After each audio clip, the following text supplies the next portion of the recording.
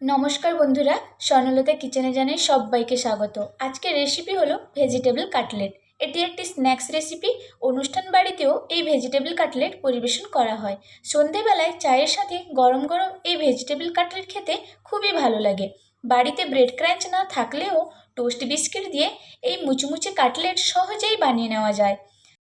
এই রকম নিত্য নতুন রেসিপির জন্যে সাবস্ক্রাইব করুন স্বর্ণলতা কিচেন আর প্রেস করুন বেল আইকন, যাতে আমার নিত্য নতুন রেসিপি সবার আগে আপনাদের কাছে পৌঁছে যায়। তাহলে দেখে নেওয়া যাক আজকের এই মজাদার স্ন্যাক্স রেসিপি ভেজিটেবল কাটলেট। এই কাটলেট বানানোর জন্য নিয়ে নিয়েছি 1 কাপ পরিমাণে কাঁচা চিড়ে। কাঁচা চিড়েটাকে আমি এখন গ্রাইন্ডার জারে দিয়ে দিচ্ছি। এখন ভালো করে আমি ব্লেন্ডিং করে নেব। এখন আমি একটি বাউলে ঢেলে নিচ্ছি। তারপরে নিয়ে নিয়েছি ব্রেড ক্রাঞ্চ।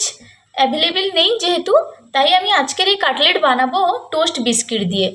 টোস্ট বিস্কিটকেও আমি গ্রাইন্ডার জারে দরদরে করে নিচ্ছি। তারপরে আমি এখানে নিয়ে নিচ্ছি 2 চামচ ময়দা, দিয়ে দিচ্ছি পরিমাণ মতো লবণ আর সামান্য লঙ্কা গুঁড়ো। আর এখন অল্প অল্প জল দিয়ে হ্যান্ড ব্লেন্ডারের সাহায্যে আমি একটি ব্যাটার প্রস্তুত করে নিচ্ছি। ময়দার ব্যাটারটা আমি প্রস্তুত করে নিয়েছি। এখন দেখে নেওয়া যাক ভেজিটেবল কাটলেট বানানোর জন্য আমি উপকরণে কী কী নিয়ে নিয়েছি। এখানে নিয়ে নিয়েছি টোস্ট বিস্কিটের গুঁড়ো, আর নিয়ে নিয়েছি কাঁচা চিড়ের গুঁড়ো, আর ভেজিটেবলে নিয়েছি কুচনো বিটরুট,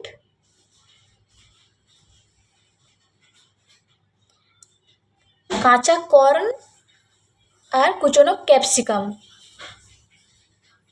এখানে রয়েছে কুচনো ধনেপাতা, কুচনো কাঁচা লঙ্কা, কুচনো আদা আর ময়দার ব্যাটার। আর নিয়ে নিয়েছি 2টো সেদ্ধ আলু। সমস্ত উপকরণ রেডি করে নিয়েছি।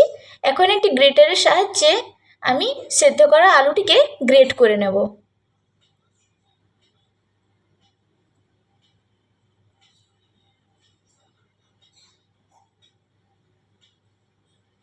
আমি আলুটাকে গ্রেট করে নিয়েছি। এখন বসিয়ে দিচ্ছি গ্যাসে কড়াই আর দিয়ে দিচ্ছি সামান্য সাদা তেল। তারপরে অ্যাড করে দিয়েছি কুচনো আদা আর কুচনো কাঁচা লঙ্কা। তারপরে দিয়ে দিচ্ছি একে একে ভেজিটেবল, ক্যাপসিকাম কুচনো আর কাঁচা কর্ন। ভালো করে মিশিয়ে নেব। তারপরে অ্যাড করে দেব কুচনো বিটরুট। এখন সমস্ত ভেজিটেবলকে ভালো করে মিশিয়ে নেব।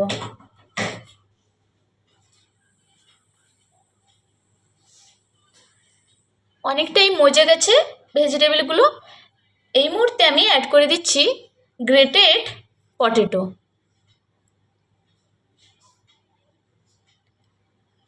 এখন সমস্ত সবজির সঙ্গে পটেটোটিকে আমি মিশিয়ে নিচ্ছি। তারপরে অ্যাড করে দিচ্ছি পরিমাণ মতো লঙ্কার গুঁড়ো, হলুদের গুঁড়ো আর দিয়ে দিচ্ছি ধনে গুঁড়ো, আর অ্যাড করছি গোলমরিচের গুঁড়ো। আবারও ভালো করে মশলাটিকে ভাজা ভাজা করে নিচ্ছি। তারপরেই অ্যাড করে দেব কাঁচা চিড়ের গুঁড়ো। এই কাঁচা চিড়ের গুঁড়ো অ্যাড করলে টেস্টটা খুব ভালো হয়, আর ঠান্ডা হয়ে গেলেও মুচমুচে থাকে এই কাটলেট। তারপরে অ্যাড করে দিচ্ছি পরিমাণ মতো লবণ। লাস্টে দিয়ে দিচ্ছি কুচনো ধনেপাতা। আবারও ভালো করে মিশিয়ে নেব। কাটলেটের জন্য মশলা প্রস্তুত। আপনারা চাইলে আরও বিভিন্ন ধরনের সবজি দিয়ে এই মশলাটি তৈরি করা যায়, যেমন গাজর, ফুলকপি, বিনস আর ভাজা বাদামও ইউজ করতে পারেন। কাটলেটের জন্য মশলাটি প্রস্তুত করে নিয়েছি। এখন আমি একটি বাউলে বের করে নিচ্ছি। দেখতে খুবই কালারফুল লাগছে। আর এখন আমি 1 মিনিটের জন্য রেখে দেবো ঠান্ডা হওয়ার জন্যে। এখন বানিয়ে রাখা মশলাগুলোকে আমি কাটলেটের আকারে গড়ে নিচ্ছি। আপনারা আপনাদের পছন্দ অনুযায়ী শেপ দিতে পারেন। সেম প্রসেসে আমি সমস্ত মশলাগুলিকে কাটলেটের শেপে গড়ে নেব। আমি সার্কেল আকারে হাতের সাহায্যে একটু প্রেস করে চ্যাপ্টা আকারে আমি এই কাটলেটগুলো গড়ে নিচ্ছি।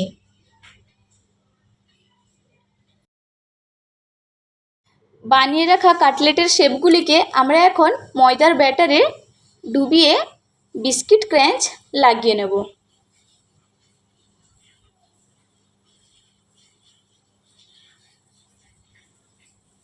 সেম প্রসেসে সমস্ত কাটলেটগুলোকে ময়দার ব্যাটারে ডুবিয়ে বিস্কিট ক্রাঞ্চ লাগিয়ে নেব।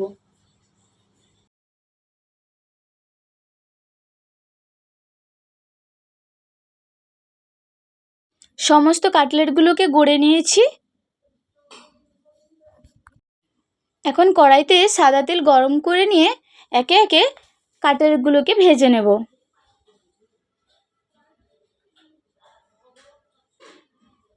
লো মিডিয়াম ফ্লেমে এই কাটলেটগুলোকে ভাজতে হবে। এখন উল্টে নিচ্ছি। এপিট ওপিট করে ভালো করে আমি ভেজে নেব। গোল্ডেন ব্রাউন করে আমি কাটলেটগুলোকে ভেজে নিয়েছি। খুব সুন্দর কালার এসেছে। এখন আমি একটি প্লেটে সার্ভ করে দিচ্ছি।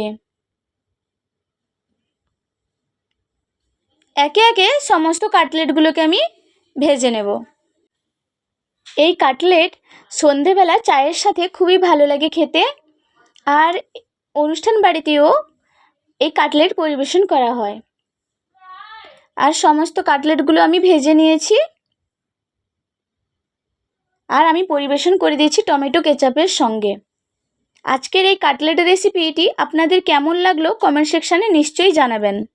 ফিরে আসবো আবারও নিত্য নতুন রেসিপির সঙ্গে। ততক্ষণে সবাই ভালো থাকুন, সুস্থ থাকুন আর সবাইকে ভালো রাখুন।